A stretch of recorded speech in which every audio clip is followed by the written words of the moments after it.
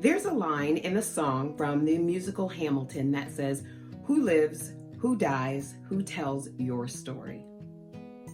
I hope that through my storytelling of my family members and those who have passed on, I inspire you to want to be someone who works as your own family's historian.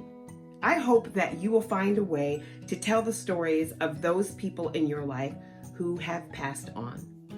Oftentimes in America, when someone dies, people stop mentioning them to their loved ones because they don't want to bring up any pain. But telling the stories of our family, of our friends who have passed on, keeps them alive, keeps their spirit alive, introduces them to new people, and warms our hearts. I'm one of those people. When someone passes on, I want to hear the story. I want to know what it is that you've lost, who it is that you've lost.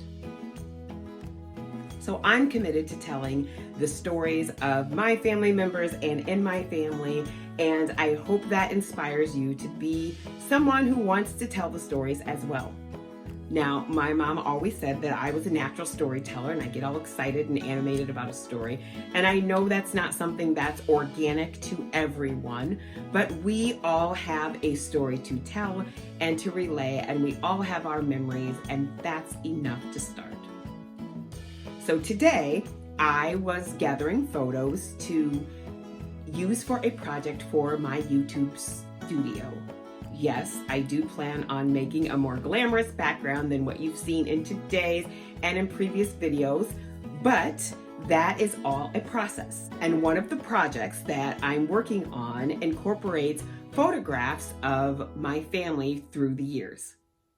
So I came across this photograph of Aunt Ada, and I thought of all of the fun, fabulous memories I have of her. Aunt Ada was actually my great aunt. She was my grandmother's sister. My grandmother was the oldest of, I believe, 17 siblings. So she had brothers and sisters everywhere. And I loved that about our family. When growing up, we had a large family and we would get together and just spend time talking and reminiscing. And I love that and I miss it so much.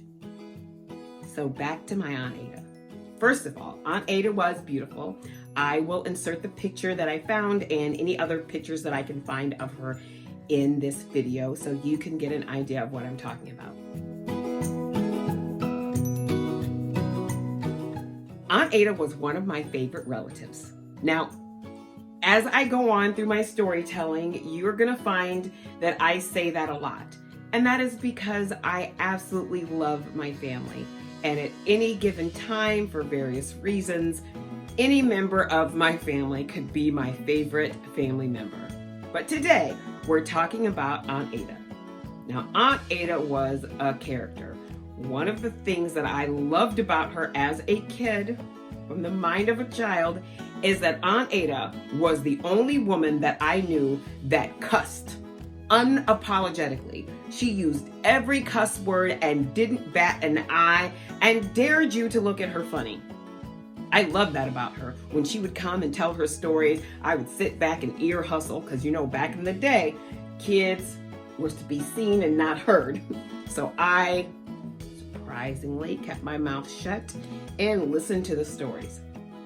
Well, one day, after she stopped telling the stories to the adults, and her and I were talking, I said, Aunt Ada, that you just used that cuss word, the bad cuss word.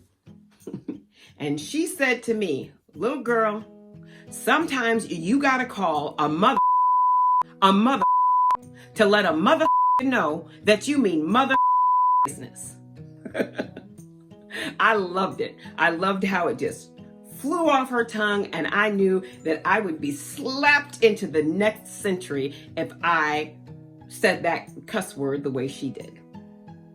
So as the day went on, I went with my brother and the neighborhood kids to the gas station to buy candy. Ironically, the adults used to send us to get cigarettes at the same time because back in the 80s, there was no law about selling cigarettes to kids. Everyone assumed you were bringing it back to an adult. So I would get the Newports and the Pall Malls for my grandparents. And Aunt Ada smoked, but I don't even remember what brand. But anyway, we would always get $1 to go shopping for candy. And back then, $1 took you far. There were penny candies and 5-cent candies and 10-cent candies, and my brother always got the big candy bars. He would spend his whole dollar on one candy bar or maybe a 50-cent bar. And most of the kids got something in the 25-cent or the 10-cent range, but I always got a bag full of the 5-cent candy. I love the idea of having some for now and some for later and just having a big old bag of candy. So anyway, we're walking back from the gas station and all the kids pretty much ate all their candy. I'd had a couple of pieces and I saved the rest for later because I had a social worker's heart even back then, and I was bringing some candy back to Aunt Ada.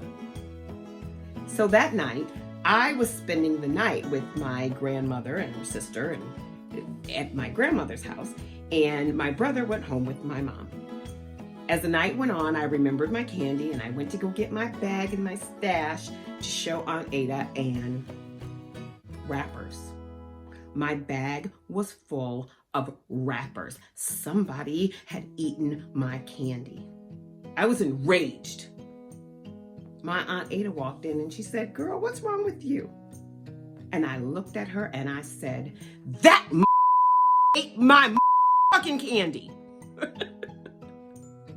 She laughed from the depths of her belly. And she said, "Look, girl, I can say whatever I want, but you cannot. You will be skinned alive if anybody else hears you saying that." God, I miss that woman.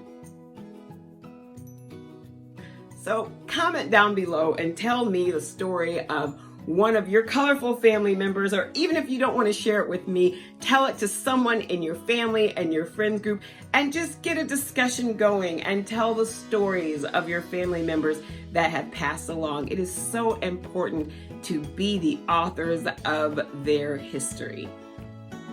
If you like the content that I provide, please hit the like button and subscribe to my channel so you can be notified when I upload. Hit that notification bell. So like, comment, subscribe, visit, come back often, and find me. I am Alicia On Demand on Twitter, Instagram, and Facebook.